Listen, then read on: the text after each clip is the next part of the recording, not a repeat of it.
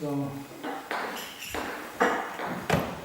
once again, there's something specific you want to talk about, but otherwise I could just start with the letter demonstrating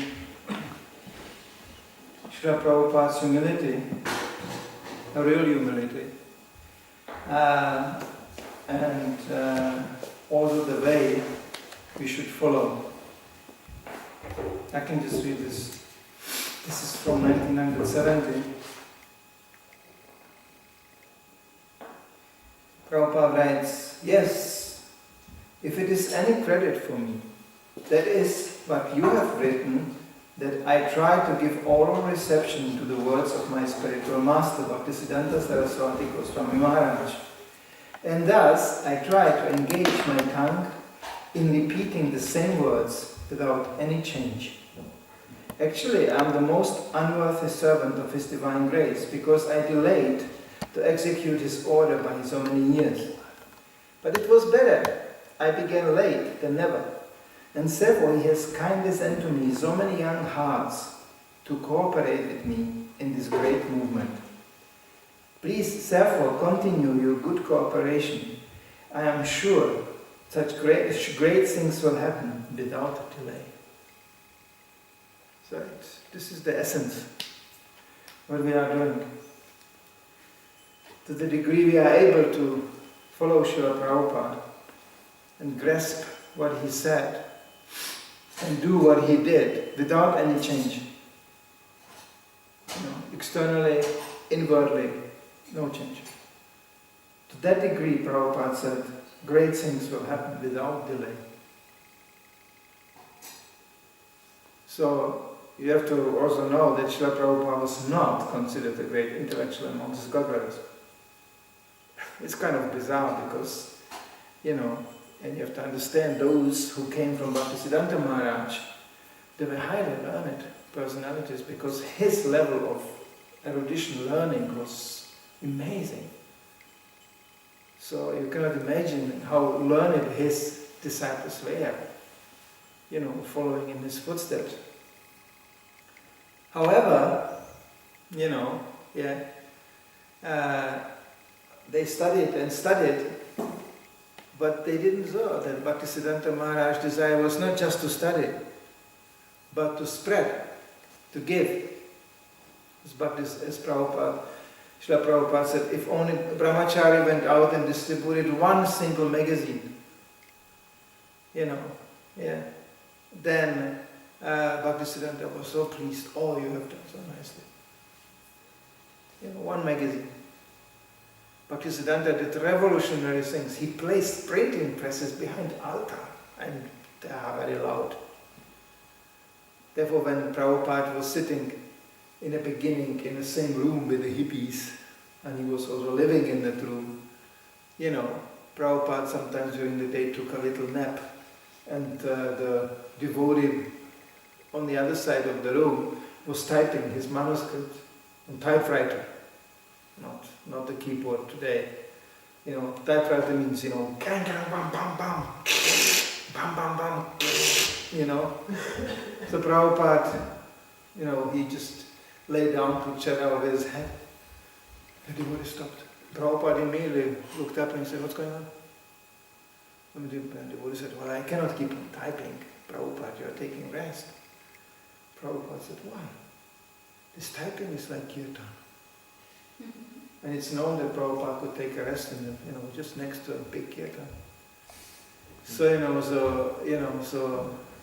this is what the Spirit He actually transmitted to us. Don't discriminate. That don't make your own concept of Krishna consciousness. I'm pure like that. I cannot touch, this. Or I cannot do this. Whatever we do for Krishna is transcendental. So we should not assign ourselves to Krishna consciousness. We should simply follow. And of course, that becomes very easy when you have no authority. Because somebody from outside can see much better our conditioning and our nature, which we acquired. So therefore, that brings immediately the next essential point. We have to have an authority. We cannot just, of course we all get the basic guidelines, okay? We all know, basically. But then how to apply it in daily life? How to apply it in our lives? For this, direct personal guidance is absolutely necessary. Of any kind. There is Diksha, there is Shiksha, there is, there is even those who show us the way. Prabhupada took even a word when a guest said something. Prabhupada took it, that's actually very Krishna conscious what he said. But it doesn't mean we hear from any fool. But, that attitude is all the time there, to learn, to follow. All the actions we do should be always verified. Any sort of independence, whereby people immediately connected to that fact that if I'm just going to follow some authority, then I'm not creative anymore. I'm not individual anymore. I'm just a robot. No, not at all. Not at all. I'll give you I don't know if I can find it so quickly, but Prabhupada writing to a devotee who is obviously very fond of writing, and that's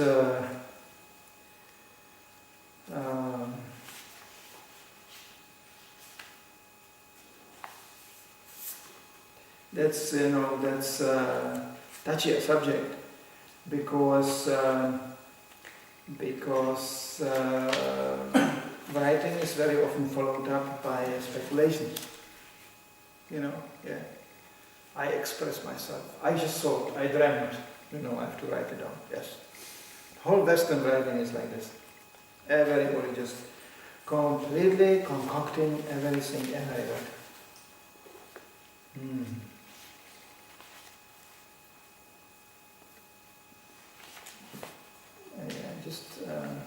So many forms.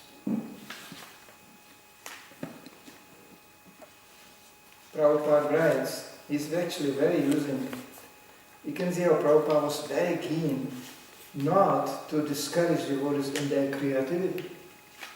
He just molded the creativity and he educated them how to be creative in Krishna conscious way.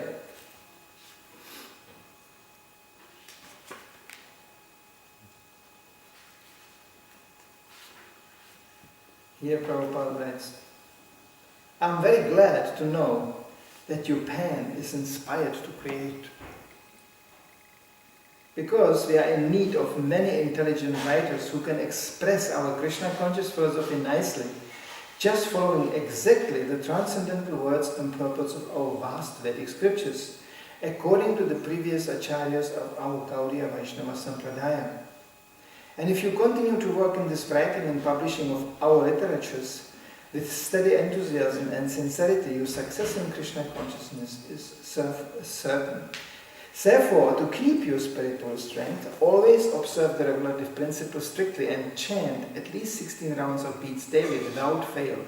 This is essential for understanding our philosophy practically and to advance in Krishna consciousness. And we should always avoid mental speculation. So you see, this is something which is touchy. Why? Yes, we should be creative, we should express ourselves, but without mental speculation. That means strictly on the basis what was given to us, not introducing something else.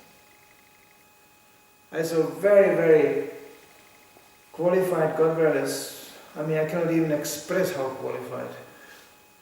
Who is me? But one lesson I learned, that as soon as they become creative, independent of Prabhupada, they went up to the point of lunacy. Because it was called in my days when I joined beatnik. That's lunatic. Beatnik was, as they asked Prabhupada, what is, you are preaching to the hippies, reporter asked him. So what is your definition of hippies? Prabhupada said, something very extraordinary. something which nobody ever has seen before. Something far out. And it's exactly that mentality which we have to sacrifice. And that's difficult. Because there's only one far out person in the whole universe, and many universes to follow. And that's Krishna. Then he is beatnik, gets into the beatnik creation. Wow. That, you can say, that's really far out. Anything else is pathetic. About the creation, the artists, the musicians, and, you know, as George Harrison once said, music, it's just the beat changing. Nobody invented anything new. It's so. Today when I hear music, the modern type of music, it's so boring.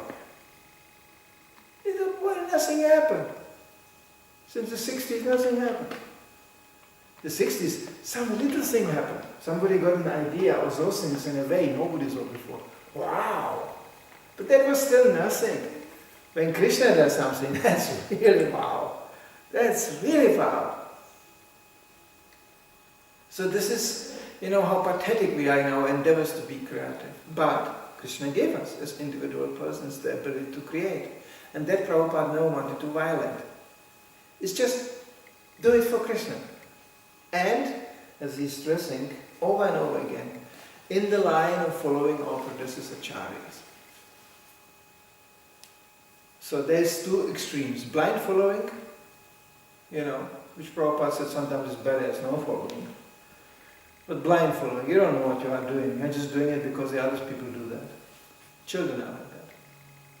You know, children are like this. They are like, you know, you see sometimes, what a devotional child. But they just copy the parents, that's all. You know, if the parents would do like, you know, the parents make obeisances, you see, even small babies, and they see, oh, the mother is bowing down. They bow down also. But if the mother started with a shake behind, the baby would do it too. You know, it's just do what the mother's doing, that's it. It doesn't understand one thing what's doing. I was with my daughter, first time in Vrindavan, when she was 2 years old. When she was 3 years old, every year, when she was 4 years old. The local Vrishbasis declared her to be a demigoddess. Devi. Why? She was 4 o'clock in the morning, standing at the gate of the temple before they opened the altar, and she was going, Kitan, Kitan, Kitan.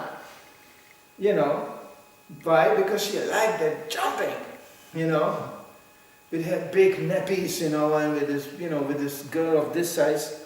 And she was, Kitan, Kitan! And the chowkidar had to open the gate, and she was the first one heading for the Mangalatik, you know. And she was like pointing to the other girls, you know, dance, dance, dance. She was so wired up, we couldn't put her asleep. She was so wired up, of course, there is an element of a real spiritual taste. Krishna is not thinking, baby should not have any spiritual taste. Krishna is not, you know, discriminative.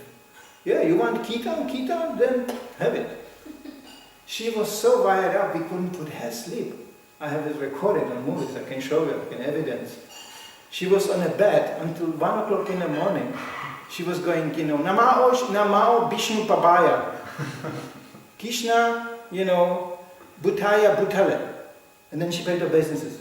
Because she was fascinated how devotees jump and then they can immediately pay obeisances. That was fascinating for her. So she was over like this. And then we were just sitting there completely finished like this, you know, with my wife. And she was like, Kitan, you know. And then was Namah Vishnu Pabaya Krishna Buddha Boo Boo Pale. And then bang, you know. And then we had to pay obeisances. She was like, obeisances. So we had to bow along with her every 2 minutes, you know. Yes. This was going on for hours. She was so, at the end she was just going, Namah! Just fell over, you know, completely checked out. But you know, 3 hours later she was up, you know, Kitan, and she was heading for the Mangalatik, you know. We were completely finished, you know. They don't care, because they have so much energy when they're inspired. It's all about inspiration. When they're inspired, they simply don't stop, you know. So they're all, you know, these Matajis are going, oh, Devi. We always had to have a big problem because there was a altar, in Vrindavan, the curtain went open, and all the Maharajas was looking back to the deities, because they were staring at my toilet. So we had to tell them, here, the deities, Krishna here, not here, here, They were just so geared into this. It was going on for 2 weeks with this, So, this inspiration, this spark, this is what Prabhupada was very careful not to harm. This is the most precious thing we have. People don't come to this movement overpowered by knowledge. Most of the people don't come like this. They come because there's something nice to eat, there's lots of fun, and there's plenty of happy people. That's all. This is what Prabhupada embodied in one person. There was nothing else, there was no movement. So he presented the bliss, the prasadam, and the dancing. And he showed us the hippies like this. And they were like, what does it mean? Is there a 5th dimension in this? You cannot imagine the amount of speculations coming out of these hippie heads, especially inspired by LSD. They never came down. They were like, and they were always seeking. This is the sickness in the Western world. They always seek the secondary meaning. There must be something else behind that. Allen Ginsberg expressed it in a discussion with Prabhupada. He said, what is really the vibration behind the Mahamantra? There must be some, it's like when you really chant, you concentrate and, something happens. That was his idea. It's coming from LSD. You take a pill and then, woo, wow, woo. He said the Hare Krishna mantra is also like that. You just chant Hare Krishna, and wow. Therefore Prabhupada points out in this explanation to the holy name, this is not an artificial imposition of the mind. It's not like intoxication. This is real you praising Krishna. And in that process you find out yourself. It's the most natural thing you can do. Chanting Hare Krishna is like the most natural thing. Serving Krishna is the most natural thing. But not in our condition. Because we always put the mind in between and go, what does it mean? Am I happy? I don't think I'm happy. Of course you are not happy, because you think too much. That's the reason why Bhakti Yoga in itself, after the departure of Lord Chaitanya, was more and more became a privilege of women. Because they perceive things by heart, not by brain. So they were just in a temple and Hare Krishna, and all the men were studying Vedanta. And Shankaracharya brought this knowledge. Even Lord Chaitanya, when he appeared on the street dancing, all the other sannyas were going, what kind of Swami is this? Dancing, laughing. Should sit with us, come, we will teach you knowledge here. Because knowledge means you have to become so serious, you never laugh, no joke, nothing. And you stop eating, you stop communicating with others. You become like a mummified, mummified intellectual. That's progress. I saw you were still smiling. You are not making any spiritual progress. It becomes serious, very serious. Some devotees are still into this. Prabhu, we have to become serious. It's like going to a funeral. Who is going to join that? Who is attracted by this? And it's completely contradicting the nature of the soul. It's straight against the preaching spirit. So this is, it's not easy to be simple. Of course, like I mentioned the example of women, they have another problem. As they simply come, they also simply forget. So this is, therefore they have to be intelligent sustaining. Intelligence is meant to sustain the emotion. Spiritual emotion is there, definitely. but it's to be by intelligence sustained. And several we have these books. To learn what we are doing, yes. But that doesn't mean you stop what you are doing and then you learn first and then you do. No, Prabhupada didn't teach us like this. He didn't start this movement. First learn and learn and learn, and then you can do one day. No, Prabhupada said, no, you learn, that's good. But you do simultaneously. But how can I do when I don't know really? You do and you learn. And as you are doing, well, you will learn fast because you will make lots of mistakes. Prabhupada took that risk. He put devotees in a preaching field, they were completely unqualified for that.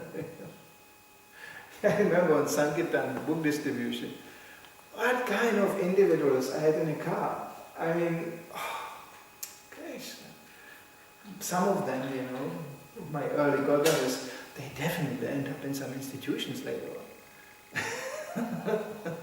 Definitely. But, sorry to say, but they did fantastic service for Prabhupada. I can tell you stories, you wouldn't believe it. You think I also took some LSD. I connect these names, these memories. I mean, I had devotees in the car who were, affected by that. One was kleptoman, and homosexuals didn't fly. That was easy discovered. That it wouldn't fly those days. But like kleptoman, he was distributing only in a shopping house books. Why? Well, because it gives you plenty of opportunities to steal. He came back to the car in the evening, his bags were full, My preaching to him was only, please, can you at least steal something useful? What you are going to do with lady socks? And he was going, yeah, but they fit in, why can you so wear that? And he was walking around in lady socks. I remember us distributing on a Frankfurt book fair. This is the biggest book fair in the whole world. In a city called Frankfurt. Huge parking places, actually like fairgrounds, with huge parking places around. So we practically lived there for 1 week. And Srila Prabhupada certainly very much appreciated that we present his books on this platform. This is just book writers coming together. And it's just about books, the whole thing. It's thousands and thousands of books. And devotees even had few years their own booth, their own thing, and that became very controversial because the opposition against the sects in Germany increased. At the end they couldn't do that, so they just make a harinama on the whole block, And we of course parked all our Sankirtan vans in the parking lots, and whoever came out of these cars got a book. And some of these in between were really dignitaries and celebrities, came out of the cars. I remember once a very famous book writer, actually he was not a book writer, he was a mountain climber, his name was Louis Trenker, and he was like from the older generation, and he made later on